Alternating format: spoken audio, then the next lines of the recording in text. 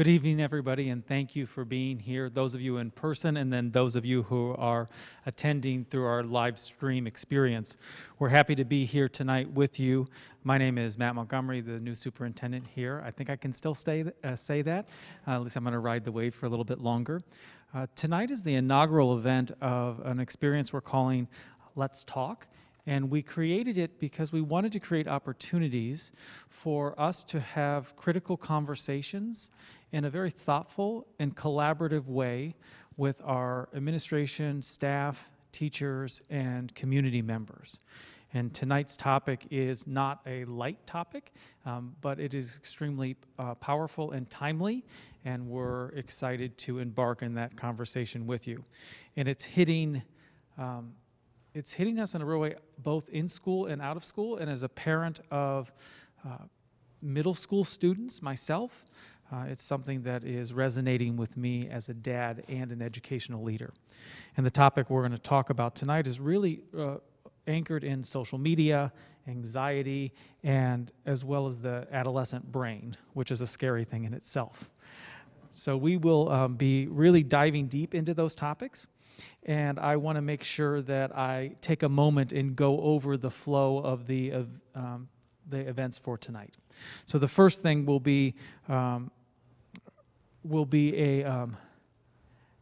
introduction of our key presenter, and then we will go through a presentation from Dr. Black, and at the conclusion of her presentation, we will turn it over and have a moderated question and answer from our esteemed colleagues that will be participating in a panel discussion. I will facilitate those questions and answers.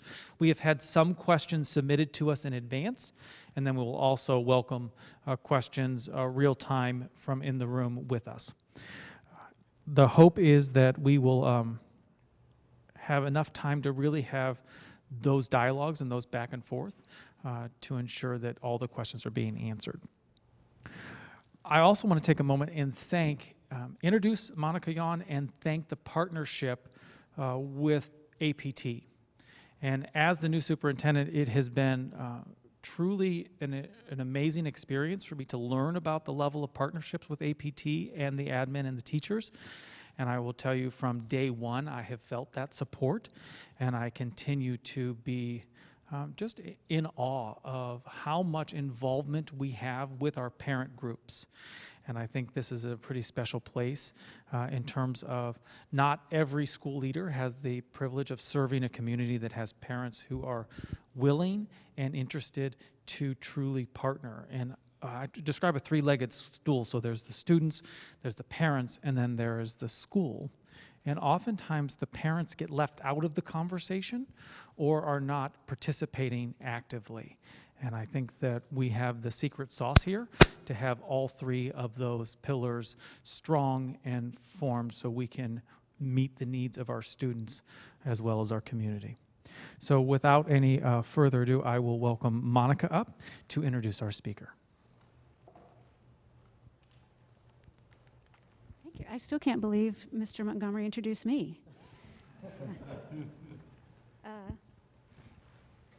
So a while back, some parents started hearing rumblings about this Tik Tok challenge that was happening. I think on Facebook it was affectionately called Faucetgate. We didn't really know the extent of it until we heard about it from the DPM admin team at our first APT meeting. So don't let anyone tell you the APT meetings are not exciting, because that's where you get all the scoop. Soon after that, I received a call from Melissa asking if we would help her to find a speaker to help address this issue. So I grabbed Executive APT President Megan Engelberg, my usual partner in APT crime, and one of our first calls was to the Family Action Network, which provides access to a whole host of speakers, and that's a partnership that's enabled by the Spirit of 67, by a grant. So we told them what was going on and what we were looking for, and they immediately recommended Dr. Black to us. And after hearing about her background, you will see why. Dr. Black obtained a PhD in clinical psychology from the University of Maryland, Baltimore County, and trained at the prestigious Kennedy Krieger Institute at Johns Hopkins Hospital in Baltimore. She completed her fellowship training at Northwestern University and spent 13 years at the Family Institute of Northwestern, where she gained extensive experience in anxiety disorders in both kids and adults.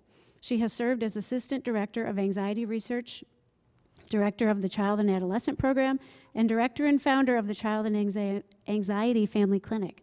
She now focuses on her own private practice as a compassionate therapist and a public speaker, and we are so happy to have her here tonight to help us parents navigate the rough waters of middle school. So, Dr. Black.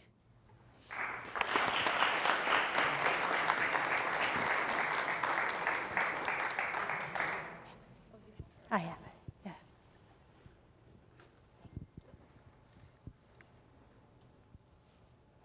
I'm so excited to be here. This is one of the things I'm most passionate about, is doing outreach to parents in schools and trying to help them take on certain dilemmas that happen with teens and adolescents. So the talk today is about the impact of social media on the teen brain and behavior. And I'm going to try to answer 3 questions. What is the relationship between the teen brain and social media? What is the impact of social media on teens? And what can parents do to foster a healthy relationship with social media? So before we talk about the impact, you have to have an understanding of what this developmental phase is really about. So it's really about 2 major things. The first is developing independence, and that's to get them ready to leave, right? But you probably know this, they go back and forth like a seesaw between independence and dependence, which drives parents crazy, because one time they're like, get away from me, I don't need you, and the next day they could be acting like they're 6 again. It's very confusing for parents, but this is part of the developmental stage that they need to go through in order to prepare to leave. The second major part of this developmental phase is, who am I? It's about identity development. And so when we're talking about adolescence too, we're talking about your kids in middle school, right? Because adolescence can begin anywhere from 10 years old, depending. The research defines it as when puberty starts, or right before puberty starts. So we're talking about an age range between 10 and 18 years old. So your kids in middle school are at the beginning of this, right? So this question of, who am I? Where do I belong? What do I like? So they try on different things to try to figure out who they are. So they might be into, pink hair one day, and then the next day they hate it, right? They're trying on different hats to see what fits them. The other part of this developmental period, as I'm sure you all have heard, is that the teen brain is under construction. And so a lot of times the way that they are reacting, people put a lot of emphasis on hormones, but really it's a lot about the brain development and what's going on in the brain. So 2 major things are going on in the brain during this time period. The first is pruning. And so what that is when a kid is little and they're growing, from 0 until this time period, they're like sponges taking everything in. Lots of things are happening in their brain. They're learning about everything. During adolescence, they start to prune, so they start getting rid of certain synapses and things, and this is in order to allow the brain to specialize. So they can't keep all of that, they have to start specializing in order to develop a more integrated brain. The second thing that's happening to the teen brain during this period is called myelinization. And so you want to think about this as the highway, and the neurons are talking to each other. And this is they're developing lots of different myelination in order for their cells to talk to each other more efficiently across different brain regions. So here's a picture of a brain. So the brain develops from the back to the front. So the front of the brain is like the Spock brain, right? It's our prefrontal lobe, it's executive functioning, it's reasoning, it's logic, it's linear thinking. So that is there, but it's not all wired up yet. That's what we're talking about with the myelinization and everything connecting together. But remember, it's developing from back to front. So there's a lot more activity in the amygdala, which is where the emotions are, right?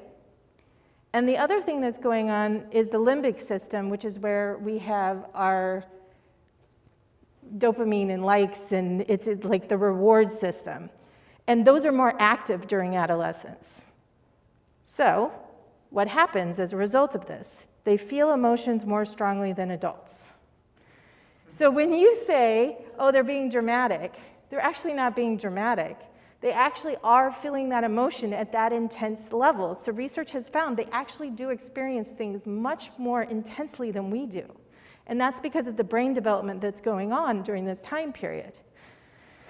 They also have more activity in their brain's reward center. So that's the limbic system. So they're really motivated by rewards, whatever the reward might be, whether it's money or clothes or peers or being liked by peers. They have an increased risky behavior in sensation seeking. This is part of this developmental period. So their brain is at a point in time where taking risks becomes something that they're more likely to do. And at a different level than adults, right? You probably have experienced this before with your kids when they do something and you're like, why would you do that, right? It's because that's what their brain is oriented towards during this period of time.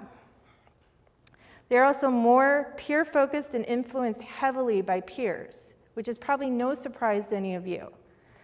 But in a bunch of different studies, what has been found is that the presence of a teen increases risk-taking. So if you're a teenager and there's a presence of another teenager, that actually increases the likelihood that they're going to engage in risk-taking. And teens take substantially more risk compared to adults when observed by their peers. This is all going to come together. Can you see where we're going? They also misread social cues. So they actually misread social cues at a higher level than adults. So in one study, what they did is they gave pictures of an angry face versus a neutral face, and they had the adults indicate what they thought was happening with the person. Was the person angry? Was the person not angry? And then they looked at teenagers. Teenagers got it wrong 50% of the time. So you've kind of got a recipe for disaster in some ways during this time period because they're really focused on their peers. They really care about what their peers think, and they're misreading social cues. That's why we hear about the middle school drama, right? There's a lot of things being, they have a lot of, it's very important to them, and then they're also misreading it. Now, these studies, when they're looking at misreading social cues, don't take into effect what's happening when we're online, Snapchat, texting. Well, they don't text, they only do Snapchat. But now we're missing tone, tone and facial expression, and they're already bad at it. Right? They're already not good at it, and now they're doing it on their phone. So this leads us to our next question. So that's the brain and how it's interacting during this developmental phase. What is the impact of social media on teens?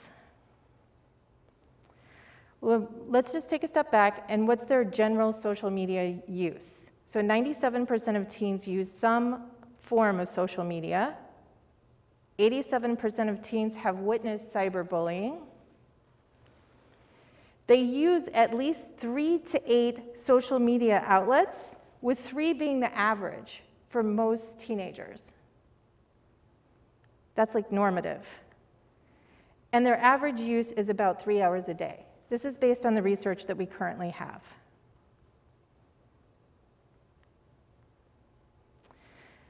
I don't want to just talk about the negatives. I think it's important to talk about the positives. So the positives are it helps them maintain friendships, it gives them an enriching social life, entertainment, creative expression, direct friend interaction related to better mental health. So what that means is they look at how they engage with social media. And if they're just passively looking, that can create I'm going to talk about that later. But if they're actually engaging in an interaction that's positive with a friend on social media, that actually relates to better mental health. They can connect with others that are similar, especially those in marginalized groups. So think about somebody who's chronically ill or who has autism or is neurodivergent. They may be in a school where they don't feel like there are many people like them, but they can find those people in their communities and feel like they're part of a community with social media. So the negatives are, I'm sure you all know this, you've probably heard this over and over again, that it disrupts sleep. More than 2 hours of exposure to bright light disrupts melatonin production. This is where I really want to make a distinction. So it's not if they use it and that they're using it, it's how they use it. So in all the research studies, they found that problematic usage, which I'm going to go over in a bit, relates to sleep problems, depression, anxiety, and externalizing problems, which is just our psychology word for fancy word for acting out. Social media use relates to risky behaviors, generally substance use, risky sexual behaviors. So now I'm going to talk about TikTok specifically. So most of the research that's been done, right? Research moves very slow, and technology moves very fast. So a lot of the studies that I'm citing are looking at literally Facebook or MySpace or Instagram, not TikTok. I searched for studies because I was like, I want to find if it's just so new that there isn't anything out there yet. But these are the basic stats on TikTok. 62% of US TikTok users are between the age of 10 and 29. It's designed to target under 18. So this app was designed to be engaging to anyone under 18. That's what the app was designed for. And younger teens spend an average of 80 minutes a day on TikTok. So the TikTok challenges, why are they doing this? We've got the devious licks one, we've got the slapping one. I don't know, by tonight there's probably going to be another one out. So why are they doing this? So let's think about everything we talked about before about the brain, right? The brain develops from the back to the front. The front is our prefrontal cortex, which is the thinking, reasoning part of our brain. The back is the limbic system and the amygdala, which is emotion and reward center. And their brains are more in the back, right? So one study was looking at them viewing photos with many likes compared to few likes. And they found that it was associated with more activity in brain regions involved in reward processing, social cognition, imitation, and attention. So all in the back, right? And when adolescents viewed risky photos, so they viewed photos where somebody was engaged in a risky behavior. This was with Instagram. Again, we don't have TikTok research yet. They found activation in the cognitive control network decreased. So I just want everyone to take that in. So this is exactly what's happening to them when they're engaged in social media. They're looking at somebody's, we're going to apply it to TikTok because I think this is probably generalized. I think TikTok is a much more, how do I say it, powerful medium compared to Instagram because of the nature of the videos. It's much more, it pulls on your emotion more than just a single picture. Think about watching a picture versus seeing a video, right? So if you think about this, when they're viewing stuff and they see this TikTok and it has a lot of likes, when they're actually watching that, it's lighting up their reward center. And it's also making them want to imitate what's going on because they want to be accepted by their peers. And their prefrontal cortex, the part that would say, hey, don't do this, this is a negative consequence, is actually decreasing. So this is how you start to see how these TikTok trends, they're not thinking about what are the consequences of this behavior. They're just engaged with the reward center thinking, hey, if I do this, I'm not only going to be cool, I'm going to be at my school, I'm going to be cool, I could go viral. So now I'm cool with every kid my age, which is super enticing to them. Okay, so now I'm going to go back to what is problematic use. Remember, I said it's not that they're using it, it's whether or not they're using it in a problematic way. And this is defined by research. If they're on it more than 2 to 3 hours a day, if they're checking it more than 3 times a day, if they're engaged in social comparison while they're using it. So there's a difference between active and passive use, which is what I was kind of talking about before when I was talking about the positives, right? If they're actively using it in a positive way to connect with people, that is not bad. That actually produces better outcomes.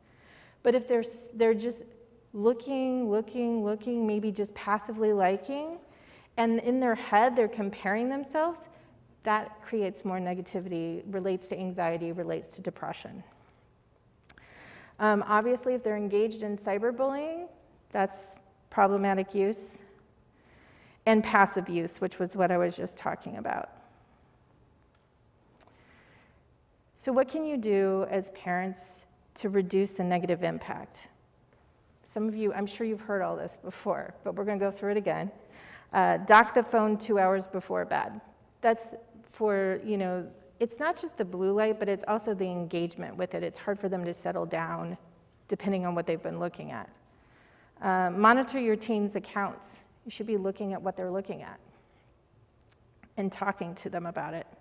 Explain what is not okay and be specific about it. Encourage face-to-face contact with friends and talk about social media and consequences of risky behavior. So even if you talk about this, it's important that they understand. You can talk about it to them and they're going to be like, whatever, yeah, I know. But it's okay, just do it anyways. They'll act like they're not listening, but sometimes it's getting through, especially if you ever have you've heard of a story of a kid who got in trouble that's their age and you can tell them about it. So I know in my own practice, I have had this happen and I've had to give talks before because of the sexting and the pictures and sending pictures throughout a middle school of somebody.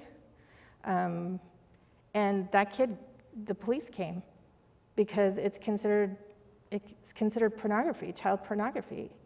And it was outside the school district's hands at that point because they had to call the police. So, there are levels to which the consequences can be, right? That's an extreme one. But I think they need to understand that. And impulsively, my client that got in trouble for this, she had impulse control problems anyway. And she had no idea or understanding of what was going to happen to her when she had a picture of something private. And she sent it to a friend because she was trying to show off. And that friend sent it to another friend, and it basically circled the whole middle school. And this wasn't a bad kid. So if you kind of talk to them about what the consequences are and give specific examples so that they can kind of try to understand it a bit better, because they don't think about that. Okay, these are just my references. Okay, I'm going to go sit down. You can ask questions.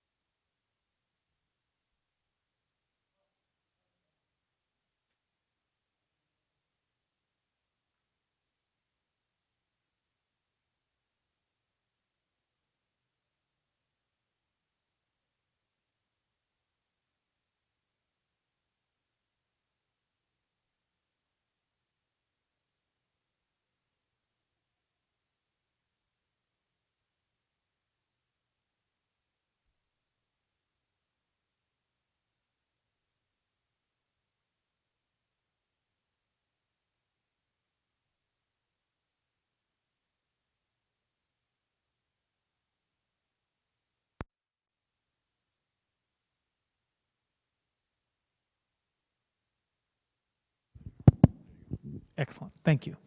No worries. So, first, could we just give Dr. Black a round of applause for her presentation?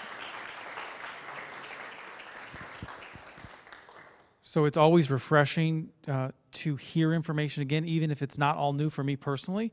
My first principalship was a middle school principal, and I was a high school teacher, high school anatomy and physiology, biology teacher. That's my true love is science education. I shouldn't say that as also being a superintendent. But I will tell you that I was afraid of middle school students. As a high school teacher, I was terrified to be a middle school principal at first. And I quickly fell in love with them because they laughed at my jokes. Even though they smell funny, they look funny, they're changing, all of those things that make you not want to go back to middle school ever is also makes them the most endearing population in many ways. So it was a gift to be a leader, and I study them all the time. In fact, I would use the middle school lunchroom as a case study for sociology to watch them change. Like the 6th grade lunchroom and 5th grade for us, they're wonderful little humans. And then 7th grade, they change about halfway through the year. I have to give parents speeches that if you are a parent of a middle schooler and you're in 7th grade and it's between December and January, they're going to change, and they're going to wreak havoc on your life. And then 8th graders are just a special individual group themselves.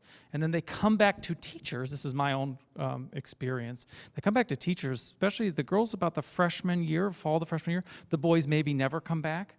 But I will tell you that it's a privilege to serve young people and watch them and support them. And the more information we know, the better we can help support them as they go through this time of transition. So I appreciate the information you provided. And as a dad now of a 11-year-old and 12-year-old, I'm pulling on every resource that I have possible to try to support them at home, and they are not in love with the talks that I give them, I promise. So having a superintendent that's a dad that was also a science teacher who taught anatomy and physiology is not a great place to be for the Montgomery children, because there's always a lecture and a lesson and a, let's look at the research. And they're like, I want to cause you harm. And they're loving me. I think it's just my job to torture them as dad. So what I would like to do first is just go down the panel and have each one of you introduce yourself and the role that you serve for not only the audience here, but the live stream audience as well. And then I'll go over some guidelines and then start with a question that was submitted, and then we'll kind of go back and forth. My name is Stacy Weber, and I am the district behavior coach supporting all the buildings in the district in both behavior and social emotional learning. I'm Rob Wegley. I'm the 7th and 8th grade Dean of Culture at Deer Path Middle School. I am Ben Needich. I'm the 5th and 6th grade Dean of Culture at Deer Path Middle School. And I'm Dr. Black, who you just saw. Hello, my name is Thomas Harrion. I'm the principal at Deer Path Middle School. Also just want to take a moment to share Mrs. Eigenrau, our associate principal for the 5-6 side, wasn't able to join us this evening. She is celebrating her husband's birthday this evening, big family event, so just wanted to share. And Sam Paulson, associate principal on the 7-8 side. Thank you. So let's go over some guidelines. It's always good to start with some norming. So we want these questions and these conversations to encourage open and honest dialogue. That's the purpose of having this series. We want the questions to be general in nature, not overly specific to your own situation for obvious reasons, because these questions are, while timely, can get personal quickly, so we want to try to keep it as general as possible. And also, if you have a question that you're just not slightly comfortable with sharing with a greater audience, you certainly can feel free to share your question with any of the leaders here. If it's specifically for Dr. Black, we'll make sure that she gets it so she can respond accordingly. And now let's go to questions. So I have some that are pre-submitted. Let's start with those. And you don't all, so I've served on panels before, so we're not going to do everybody answer one at a time, because I feel badly with on either side of where I start the mic, the person at the end always suffers the greatest. So it will be open. If you feel as if you are ready to contribute, please do so. I'm not discouraging that. I just don't want to force you all to answer regardless of the question. Question number 1. Can you provide guidance and maybe training for parents on how to manage and limit our kids' social media access and use? I'll say it one more time. Can you provide any guidance and perhaps training for parents on how to manage and limit our kids' social media access and use? I'm going to put this here, and then whomever, if you're using those, just make sure you depress the button prior to the one in front of you. Yeah, so I think I touched on this briefly in one of the slides, but I think that one of the things I noticed that the parents that I work with have trouble with is either setting limits. So it's pretty clear that they need limits set on it, that they should have the phone docked at night, that it should happen 2 hours before bed. I'm not sure if that answers the question, but those are the big things. And then they should be monitoring the account. So I know kids don't like that, but you're the parent, you make the rules, and that's just the rule and the condition upon which that they get to use the social media app that they're using, because you pay for the phone, right? So you can take the phone away. So then I think after you set the rules, which is basically, and you may have, you know, with TikTok, it may be, I'm going to look and see who you're following, and if they're following an account that you feel like has you know, content in it that you think is inappropriate for them, then when you look at their account, you're going to just say, hey, I'm going to click off this. You can't follow them anymore. And the next week, if I find out you're following them, you're going to lose your phone privilege for X amount of time, right? So that's why you're monitoring. You're monitoring to see what they're taking in and what they're watching, and then you're giving them feedback on it, and you're talking to them about why this is inappropriate for them. So TikTok presents a challenge. And so does Instagram in some ways, because, you know, think about the old days that's why we have movie ratings, right? The control has been taken away from us, because it's not like that one piece of content has a movie rating on it that's going to be, they're going to be barred from seeing it, right? And there is some pretty, and you yourself should get on, I'm focusing on TikTok because that's what your kids are doing. They're either doing TikTok or Snapchat. At this age, they don't care about Instagram anymore either. So you have a bit of a challenge, because you have to kind of stay on top of it in order to know what they're looking at, and then it's a constant conversation back and forth so that they understand why you're doing it, and expect them to act out. I mean, act out, throw a fit, whatever they're going to do, and like it's just you have to just like sit them out on it, you know. They will get reactive to it, but you just have to do it anyway. I don't know if that answers the question. Limits. It's something that I think parents who have teenagers or young people who are starting out with a phone, that's really helpful is a contract. Like, very specifically lay it out and lay out the terms, because as Dr. Black said, it's your phone, and it's your phone coverage, and it's your Wi-Fi. As the parent, you're providing that, and so you are allowed to set limits on what apps they have access to, sitting down and going through those apps with them, and approving everything that they're doing, and setting time limits on that. Until they're paying for their own phone and their own service, you have every right to look at the phone, open things up, and if they go, Mom, I don't want you to look at that, Dad, I don't want you to look at it, that presents an issue. And so I think the more that you make it almost a business decision and have an established contract or something written up that you can go back and touch on, the safer they'll be, and the more comfort you'll have in allowing them to be on that phone. To speak just quickly about the providing training on handling these situations, one of the other tools the Spirit of 67 has gifted Deer Path Middle School with is the Social Institute's Win It Social Curriculum, which also comes with a parent toolkit.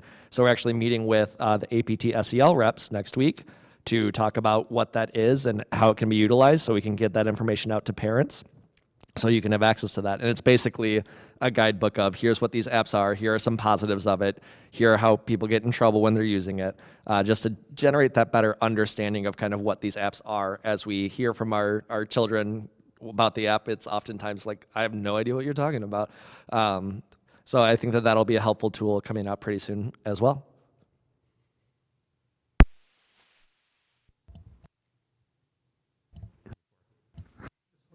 Hold it? Oh, okay. There we go.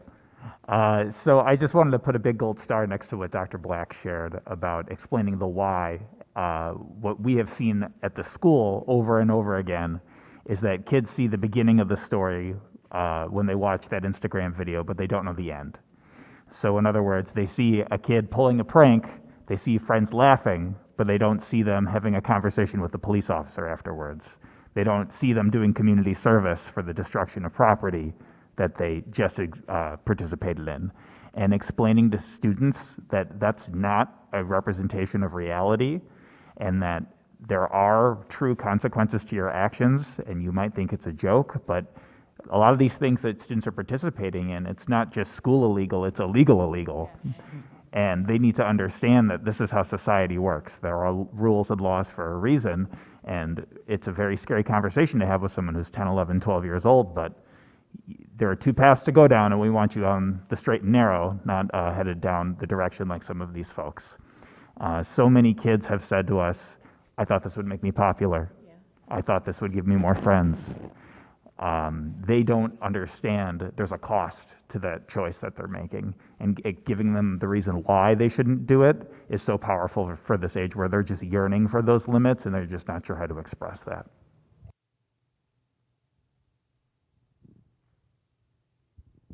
Thank you all very much. I can't tell you the amount of times as a principal and even as a superintendent, I've had to have sit-down conversations with parents, supporting them and educating them that they can tell their children no. And that's not meant to be a joke. I think there's no rule book for parenting. It is the real deal, and you all know that. But the ability to monitor, to check, it's bigger than an ability, it's a responsibility. And if you are going to make the choice to put the devices in their hands, and we're making those choices too, right, as educators, we have to be willing to set those parameters and say no when needed and when required. So it's just a hard thing to do. I don't think any of us want to disappoint our children. And you know, your heart hurts more than theirs sometimes, I think. At least that's how it is for me personally. So we feel with you, but we want to make sure we're supporting, and it is okay to say no. Before I go to another predetermined question, or pre-submitted question, not predetermined, forgive me. Those of you in the audience, do you have a question at this time?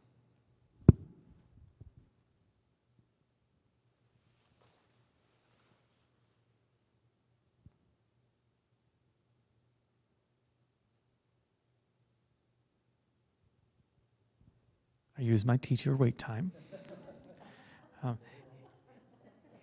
Hearing none at this moment, let's go back to the pre-submitted questions. Number 2, what is the D67 or Deer Path Middle School approach to consistently educate on the potential danger or harm in social media to support what parents are sharing at home? Also, to share the potential consequences. So what are we doing as a school district to help educate and support, and also to share potential consequences that the students may face? Well, I think just to start, philosophically, our belief in behavior, there's a psychologist who we are a big fan of. His name is Dr. Ross Greene. And Dr. Greene's theory is that there's no such thing as a bad kid. Kids do well when they can, not kids do well when they want to. And it's up to us as adults to put students in the position where they can do well, because no kid wants to struggle. And behavior truly is a form of communication. If they're acting out in a certain way, it's because there's some internal struggle that they're trying to express and they just don't have the tools to do so. So we really view it as behavior from an educational standpoint, and that we treat behavior just like we would mathematics or language arts. It's a content area that must be explicitly instructed. And it's something that we need to return to time and time again, because as you know from your own children, if you tell them something once, sometimes it doesn't sink in. And just like we would for math problems, they have homework, they have practice. It's something you need to repeat and reinforce over time. And truly, our goal is to teach kids, you've probably heard our Deer Path core values, but if you have not, I will share them, because at this point I should just have them tattooed on my arm. It is perseverance, integrity, compassion, curiosity, and then of course everyone's favorite, being fantastic. And those are the characteristics we want to embody in every single student who walks through our doors. And our goal is that beyond leaving our school as well-educated young men and women, that they're also good people that have these high character qualities. And we try to incorporate that into everything we teach. And I will pass it over to Mr. Wegley and Mr. Nedich, because they help with our SEL curriculum. And that connects with our executive functioning lessons and really ties into how we're teaching to the front of the brain, as Dr. Black talked about, which is such a critical point of development for this age. Yeah, thank you, Sam. I think one thing that we did explicitly when these challenges started was we had Homeroom Talks, which is a normal practice that we have at Deer Path Middle School when we bring kids together to just go over kind of what are our behavior expectations, what does it mean to embody them, what does it look like, what does it not look like. So we were able to do that earlier this school year when this challenge started to pop up. We brought everybody together to have that conversation of, what are these core values and what does it need to look like for us and why do we want to embody them? And kids were awesome with them. They were able to tell us, every single group that we had, they were able to name all the core values without us having to prompt them on it. And then we just looked at kind of like, what are those, how does this challenge and these types of interactions interfere with those core values and who we want to be. And I can say that Mr. Needed tonight, when we have conversations with students individually, whether that is a social media concern or it's another incident where there was an unexpected behavior or a gap in that kind of behavioral skill, the conversation we have is all about restoration and kind of how do you make it right and how do you learn from it. So the conversations that we have are, you're 12, you made a mistake.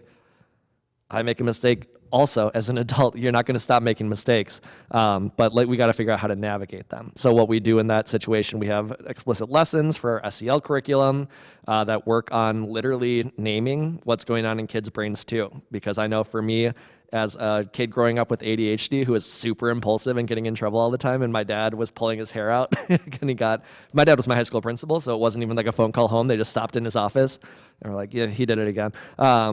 It was super helpful for me to know what was going on in my head, to name it. So we're working with the kids on being able to name what's going on in their brains so that they're aware of the situation and their own development, because that helps them just process, what's going on and make those smarter decisions. So we're doing explicit practice on that, like executive functioning skills, their ability to have self-awareness and social awareness, so that they're building those skills intentionally so that when they have these situations, they know how to handle them better. It's not just being reactive. We're also working on and already doing some proactive things to try and get ahead of students too. And that is also something that is important to us. Thank you. I think the importance of educating students on the digital footprint and how every action that they are taking in social media is could be recorded, is likely recorded, and unfortunately could impact them in the future far beyond when they were actually making those decisions. And I know that personally I'm grateful that I was not living in this time where social media is thrusted upon them at such a young age because of all of the brain development that is yet to happen, and then they're making decisions about social media that could be just impacting them in a very big way. I think having those discussions is paramount. I'm so grateful that we have the programming in place to help have those critical conversations with them. And I know personally, as adults, I think many of us would benefit from some of these lessons ourselves. I know that I have to actually limit my own use of social media because of how it impacts me as an adult who can exercise limitations, but it does impact us in a very real way. So it's not a far stretch to understand how it can impact them in a greater way. Next question, and then I'll come back to you guys to give you one more shot. Okay?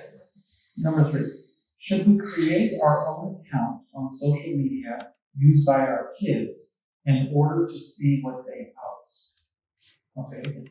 Should we create our own account on social media used by our kids in order to see what they post? Yes. Well, that was easy. Just having conversations with parents is being an administrator. The one example I always give is, what a cordless electrical drill will do. You know that it can screw things, you can drill things with it, but you can also misuse that tool for other things as well. And you would not just hand your 12-year-old a drill without giving them some instructions on it. And you would want some familiarity with it as well, so that when you hand them that tool, they can use it effectively as well. Because social media can be a wonderfully effective tool if it's utilized appropriately, or if you hand that cell phone and it's used appropriately. High school students who are athletes are able to post videos of themselves and their workouts or their game highlights, and it draws traction, and schools look into them for that. And it's a great medium for students to show and create. Charity work that they may be doing, our 8th graders today, for Aunt Cousin, we found it getting to have their pictures taken and share the great work that they're doing, and that gets posted on social media, so it's a benefit in that regard. But you and your friends should absolutely have your own little Snapchat groups, and you should have your own TikTok page, and you should review those things, because when we're having those conversations with parents, and they say, well, what's a Snap? And what do you mean it's not on my kid's phone anymore? Or what do you mean my child has 30,000 people following him? I didn't even know that. It's important that you know how to use those tools. You want to know how to swim. You want to teach your children how to swim. These are things that you have familiarity with. You drive a car, you let me drive, you have to have that skill set together. So for me personally, every social media app that my kids ever use, I find using this. That's not in lieu of going through their phones and monitoring though. Like, because obviously they can set limits on who can see their posts and have different groups for all of those things and the different stories. So yes, have an app and an account so you know how the app is functional, but also go in and monitor your own children's accounts that will have a log of their activity, that will have things they posted in the past that maybe they popped you from. There's a whole treasure trove of information that you will not get about their activity from having your own account. So yes, but also continue to monitor their own accounts. I just want to piggyback off of something that Tom said about the learning to drive. Recently, just a few weeks after that, Michelle, I attend a facilitated session through APT and through our Brave series, and something that really resonated with me is that if you're starting off an account, let's learn it together, and it's approximation. So it's not like you're going to just make friends with whoever you want to, but let's just join groups or make connections with common interests. So it's not even about people initially. So it's a skill affirmation of those skills working together so that then you're like, okay, I feel confident that you have the skills to use in an effective way. And now we have reached like exactly part of the social contract. Now you can make those connections with friends because now you feel confident with the skills to do so in a meaningful and a healthy way. And it just gives you a window into the perils of what your children are exploring. Ultimately, these are for-profit companies who are making these apps, and they're designed in a way to increase engagement because that makes them money. And they're encouraged to keep your child engaged and provide them with more salacious things to see because that's what keeps them on their phones. And you need to be cognizant of what they're seeing so you can have those why conversations. Why, like we said, how does the story really end? So you can be aware of what they're actually seeing. But I would say just two things to add on to that. One is just that learning aspect of, I talk about Snapchat for instance. There's something called a Snap Map on Snapchat. And if they have their location services enabled in Snapchat, anyone they're friends with can see where they are at any time. So having the app and being able to play around with the features lets you know, hey, but show me your Snap Map. Are you on that? Let's look at the settings. We're going to disable that when you're going through the phone with them. And, there's the same thing with like privacies on Instagram or on Snapchat. Again, they have a private photos folder where they might be storing photos that they don't want on the camera roll so their parents don't go see it. So just having that app downloaded to be able to navigate it, having a TikTok downloaded and knowing that like they can have multiple accounts either switching between, so that you know to go, all right, but what other accounts do you have on here? Just having that familiarity is going to be huge for facilitating those conversations. And the second point, if we want to combat addictiveness to social media trends, nothing kills it like parents joining it. We did it to Facebook, we did it to Twitter. We can do this. It is a way that we can combat.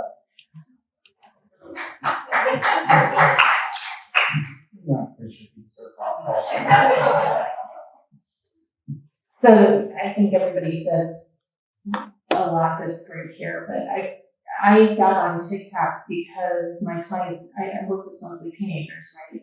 And they were coming into my office talking about TikTok all the time, and I'm like, what is this TikTok? So I got on TikTok. Do you guys have an account? Nobody, you do. It's shocking, right? Yeah, but I think it's tricky because like I only see like dogs and. Right.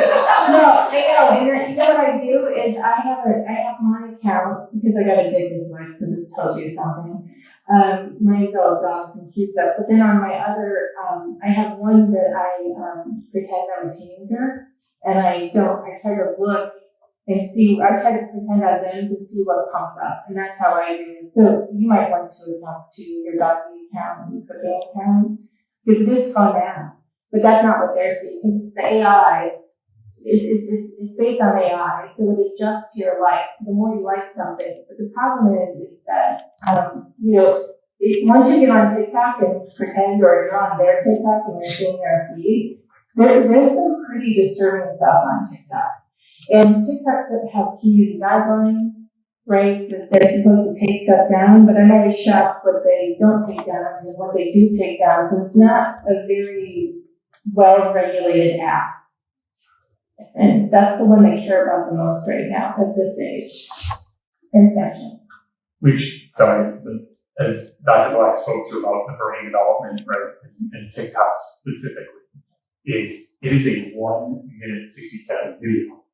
So for us who grew up in a period of time where there were still black and white movies and we were waiting for the exposition to build and the story to be told, they are given a story in less than 60 seconds. So they are hooked on it because the beginning, middle, and end is completing the 60-second window. And then you can watch another one. There's no commercial break. There's no need to wait until next week Wednesday when it's on 7 o'clock after Friends. It's just something they can keep watching over and over and over again. And when you swipe, the next story or the next video is there. And then when you go into content creators, you can find more. So it's the artificial intelligence out there, again, going back to brain development. You can start finding yourself down this rabbit hole of cooking videos or other things that your child can for 3 hours consume all of that content. They consume 3 hours worth of 1 minute video. That's a lot of content if you think about it in that 180-minute window.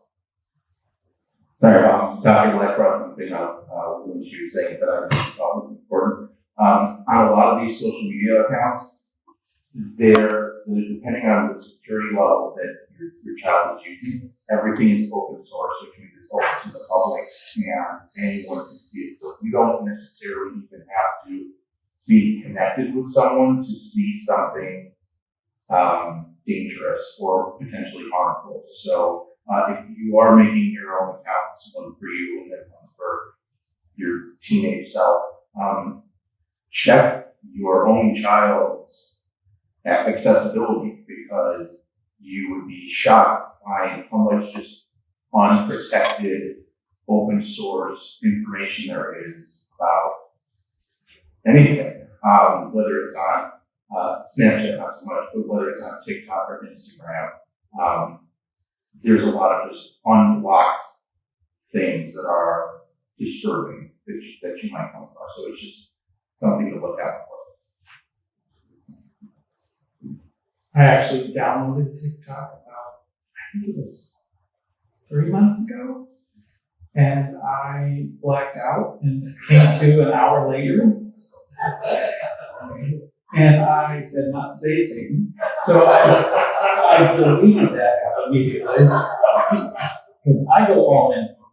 It's like random day and I'll wear it on. There's no in between with me and my personality, so it was gone. It's just that interesting. And, I hope one day our students will be great at giving elevator speeches, because if they can tell a story in 60 seconds, there are some cool things.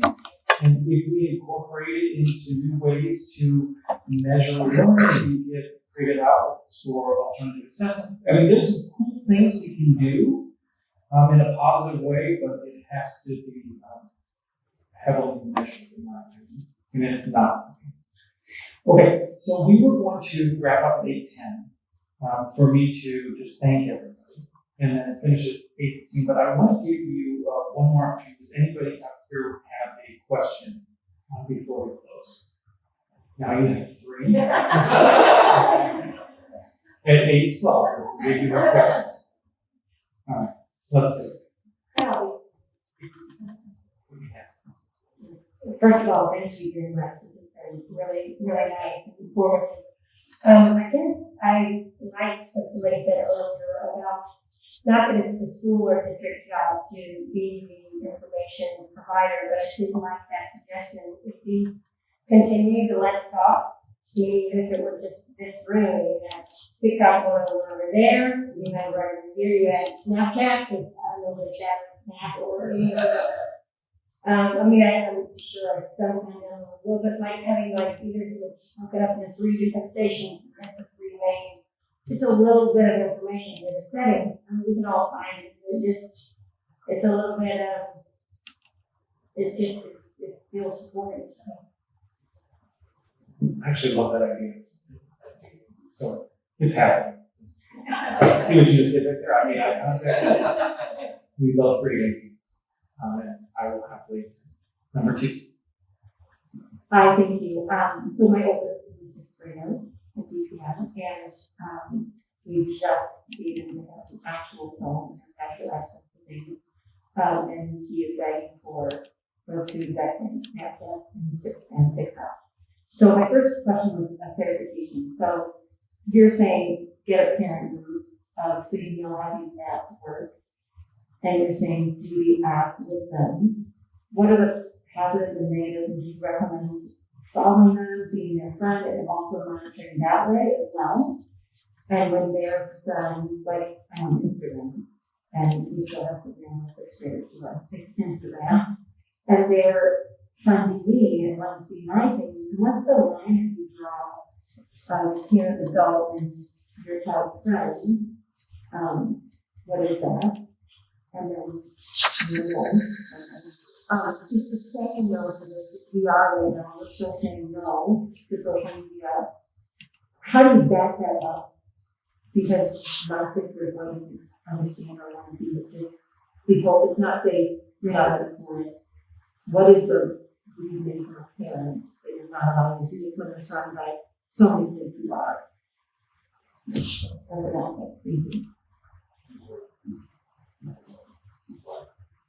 Well, you can't tell them the American Psychiatric Association said that they shouldn't have it until they're 13. That's literally said it on the website. So, like, that's or I'm sorry, the American Pediatric Association, not psychiatric. So, like, pediatricians are saying this is like, you shouldn't do this for your child. You would be the same way if the pediatrician said, you know, they eat vegetables every day, do it, and tell them, hey, eat the vegetables because it's good for you. It's the same thing. So there's a little bit of that right there.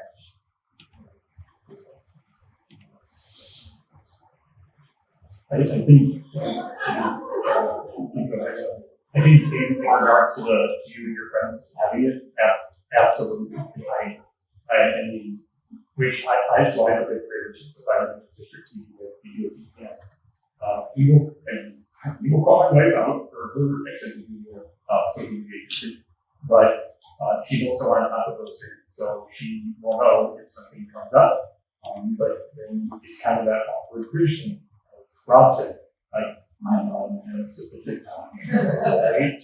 But you then know more about the platform, you're more familiar with how you can get DMs, direct messages that are sent to you privately. It's not a text message. So there's these little things when you use that app and learn those features, and then it will empower you so that when your child says, "Well, I got this really weird text from somebody," and then you go right to your phone, I don't see a text. Well, it's actually a direct message. We have an app. They just call it a text, but you need to know that. Also, depending upon your provider, you can set features. So on our plan, any app that allows some downloads, it shows up on that. So that when I'm sitting at work, I go, oh, that's weird. I didn't want to download Zombie today. And I have a conversation about that game and its content. And you can do the same with other features. But you absolutely should set it up. You should follow the child and be prepared that your child will also have things. Because I know what some people call them, or spam accounts, which they will say that your name is Tom Herring. And it's me, it's my photos, it's not my name, but my friend's name is me. So it's like your off account. It's like the pseudonym, your secret name, your secret account. So there's also being aware of those features as well, because again, your children are extremely smart. They're very bright, and they want to ensure that if their brain is not by preference, they can get that dopamine rush, so they're going to log in on the things that account. So they can still connect with their friends. But absolutely, in respects to that boundary, that's something that I think you as a parent need to determine what's most appropriate for you. Similarly, back in the day, would you get out with everybody all the time? Some people would never want their kids friends with them. So it's just a conversation that we take all through. And I think just adding on to what Tom's saying, getting those accounts and looking at, if you want to create a second account, that's your I'm going to follow the kid on account. That does two things. That's your own digital literacy, and you're knowing how to switch between accounts if they have things done. You know how to go to Instagram and look for the change users, so you can have a conversation with them and look at that. And I definitely think, looking at a couple of those things, going back to what you said earlier about developing a contract, I wonder if, getting that phone and looking at, all right, this American Pediatric Association is by 13, so what do we need to make sure that we're proving responsibility by 13 to be able to download this app? And what does it look like when you have it? So how often are we going through it together? And having them kind of create that ownership and be motivated, because that's the reward center and they want to go after it. And that could be a good opportunity to really get that ownership of it, but making sure that you have your own account, whether you want it to be your personal one or you feel uncomfortable with that, you can create a second one that's just, little Tom's on, whatever you want to call it, that you're able to call it. I've debated on really a lot of young panels. So there are moments of brilliance and then a little Tommy's mom. You're like 50%. Just like, I like you a lot. My folks are both. So you're 51%. You're very persuasive. So it's like you're safe. You could also conversely say that Jacqueline knows the Montgomery. So just blame it on Dr. Montgomery and his kids that are also on DPM that are surviving. I really truly believe that 13-year-old mark, it is no joke, but I think under 13, it's exceptionally hard for them to wrap their head around it. So, take care of your grandson. Right? One more, no. I would hold off on Snapchat as long as you can, because that does not say there's the record's watched after 24 hours. So hold off on Snapchat as long as you can. And anyone who's thinking about it, hold off on Snapchat. You can do it. All right. Yeah. One more question, one final question, and then we will thank everyone for their participation. So I just have one more question. So from a school perspective, other than the TikTok challenges, is there anything else like from social media or that you're seeing as trends as the kids return back to school that you would like to see parents talking to their children about? I think the biggest thing that's come up is because you're interacting through a screen, you're unable to interpret other people's emotions through a text or through an emoji, because emojis are often used as sarcasm. And so there's a lot of miscommunication that's happening within among students. There's a lot of infighting within social groups because of that. There's been a lot of very typical teen drama that is centered around the phone, whether it's text or Snapchat or what have you. That social interaction is not social anymore because no one's actually talking to each other.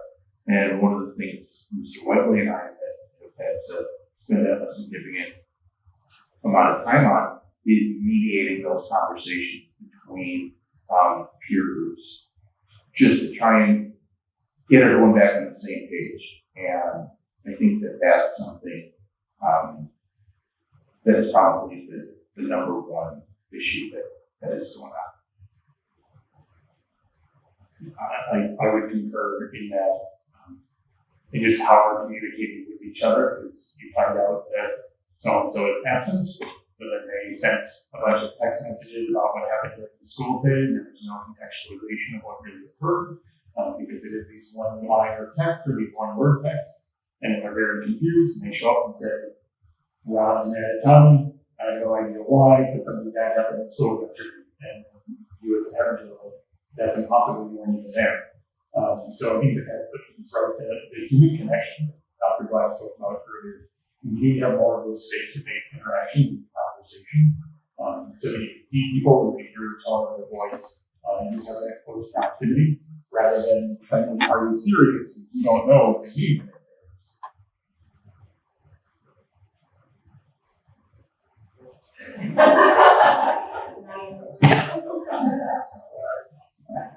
The one thing that I think is really important is we're having a lot of productive conversation with kids. Kids are figuring out how to be back at school and interact with their peers again with a larger group setting for a longer period of time. And that's difficult, but at the same time, a result of that is kids are being corrected constantly. So I think another big important thing, just to put a plug out there, is find as many things as possible you can celebrate your children for. Really reinforcing those positive behaviors where again it's not contingent, like tell them how awesome they are and how they make you smile when they say a joke. And but specifically, if they're talking about something that they did well during the class, like if they did well on a quiz or they had a good interaction with the peer at lunch, really celebrating that, because that's also a reward for them, is getting that positive attention. And when we can do that, and we'll do that as a school as well, I think we can really build a partnership where the kids are getting a lot of that reward and that dopamine from being celebrated for doing positive things. And that also just inherently helps them want to engage in those positive behaviors more often than the negative ones. and just highlighting what Rob said, it's a partnership. And this is not a family problem, it's not a school problem, it's not a Korea problem, it's an everyone problem. And it's something that we all need to come together to really address as a community. And I think it's so important that if there's an issue going on at school and we call home, we're not calling to say you're right. We're calling to say, how can we help you today? And we need your help. So thank you all for coming out. It's so wonderful to have a community like this that is so supportive.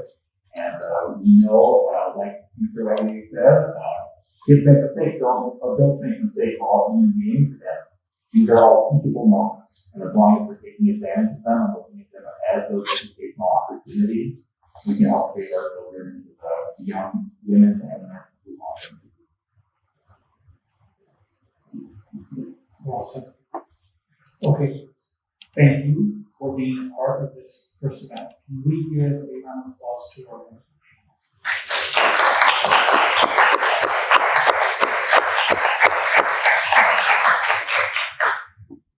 I want to thank you personally for being here, Dr. Black.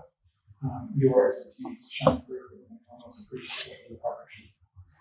Esteemed colleagues at D67, thank you for your leadership.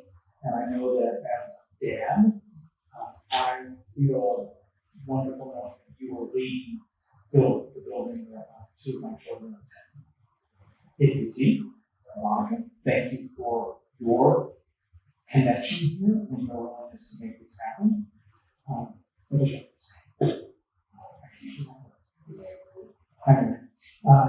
Thank you for your awesome idea. And we are going to probably use that as the springboard for my head. That's the next event. Please stay tuned for the next time that we will get to be together. Yes.